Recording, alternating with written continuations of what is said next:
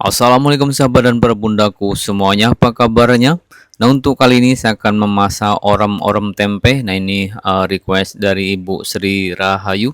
Nah, baik, di sini saya membuat orem-orem tempe sebanyak 30 porsi ya.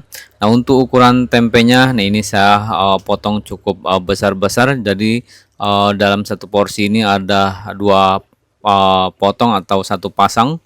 Nah, baik, ini ada komplit dengan cabai hijau dengan cabai rawitnya, dan untuk kuahnya juga ini cukup kental ya. Jadi ini rasanya cukup enak sekali.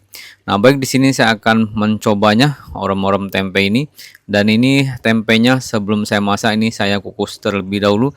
Jadi untuk matangnya nih sampai ke dalam. Nah, baik sahabatku, berikutnya untuk video selengkapnya. Nah, baik, di sini saya sudah siapkan tempe sebanyak 2 papan. Nah, tempe ini akan saya potong-potong ya. Nah, baik, dalam satu papan saya belah jadi dua, lalu saya potong lagi menjadi 9 potong. Nah, jadi total ada 18 potong ya dalam satu papan. Lalu saya belah lagi menjadi dua. Nah, seperti ini. Jadi dalam satu porsi ada satu pasang tempe ya. Nah, ini kalau mau dipotong kecil-kecil juga bisa ya. Nah, baik, berikutnya di sini tempe akan saya kukus terlebih dahulu selama 30 menit sahabatku. Nah, mengapa tempe di sini saya kukus terlebih dahulu sahabatku? Nah, supaya nanti di saat memasak kuah santannya tidak perlu terlalu lama. Nah, baik, setelah 30 menit, nah ini tempenya sudah cukup ya untuk dikukusnya. Sekarang bisa diangkat. Nah, ini dia sahabatku. Nah, berikutnya di sini akan saya sambil untuk bumbu memasak orem-oremnya. Nah, saya gunakan ada keriting merah ya. Nah, ini optional saja untuk keriting merah sebanyak 13 batang atau 13 buah. Nah, baik, selain keriting merah saya gunakan 5 siung bawang putih. Nah, ini bawang putih cutting, lalu ada 11 siung bawang merah. Nah, ini bisa lebih ya. Nah, baik, selain bawang merah di sini saya gunakan kencur sahabatku. Nah, untuk kencur saya gunakan 3 buah ukuran jempol seperti ini ya. Jadi cukup banyak juga ya, karena 30 porsian. Nah, lalu ada jahe. Nah, ini untuk jahe satu ruas, ukurannya seperti ini. Cukup besar, kalau diukur jari mungkin 2 jempol kaki ya. Ini ada pecahannya. Nah, baik, di sini saya akan gunakan kunyit sebanyak 1,5 jari. Nah, ini ukuran besar juga. Nah, ini cukup banyak juga untuk kunyitnya. Nah, baik sahabatku, berikutnya bahan-bahan ini nanti akan saya blender untuk menghaluskannya. Nah, berikutnya saya akan sepil untuk bumbu aromatiknya terlebih dahulu. Nah, untuk bumbu aromatik di sini saya gunakan 3 batang serai. Nah, ini sudah saya geprek. Sudah saya memarkan, lalu ada daun salam dengan daun jeruk masing-masing 7 sampai 9 lembar ya, atau disesuaikan selera saja. Nah, baik, kemudian selain daun jeruk salam di sini saya gunakan satu ruas lengkuas. Nah, ini cukup besar juga. Nah, ini kalau dihitung juga sebanyak 2 jempol kaki. Nah, baik, berikutnya akan saya gunakan santan. Nah, ini 1 butir kelapa sedang yang saya peras airnya menjadi 1,5 liter air sahabatku. Nah, baik, berikutnya di sini akan saya haluskan untuk bumbunya.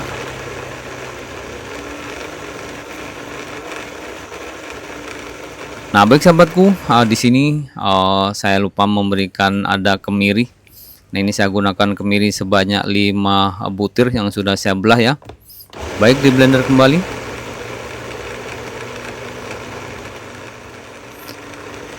Nah, baik sahabatku, setelah cukup halus ya. Nah, ini kita blender sampai halus. Nah, baik, ini sudah cukup halus ya. Nah, ini berikutnya kita langsung pindahkan dulu ke wadah. Akan saya tambahkan ketumbar, lada, dan jinten. Nah, saya menggunakan jinten atau lada bubuk saja supaya lebih mudah. Nah, ini di sini saya gunakan ketumbar bubuknya sebanyak 1 sendok makan. Lalu saya gunakan 1 saset ladaku atau lada bubuk, dan ada jinten instan juga. Nah, ini setengah sendok atau setengah saset. Baik, nah ini bumbu sudah siap ditumis, kita mulai memasak. Nah, baik, di bumbu saya tumis terlebih dahulu. Nah, ini untuk menumisnya harus benar matang ya.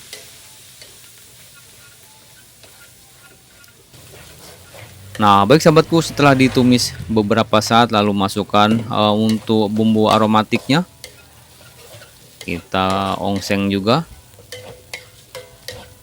Nah, setelah bumbu cukup wangi, nah baru di sini akan saya tambahkan santan. Nah, ini santan bisa langsung kita masukkan. Lalu diaduk sahabatku.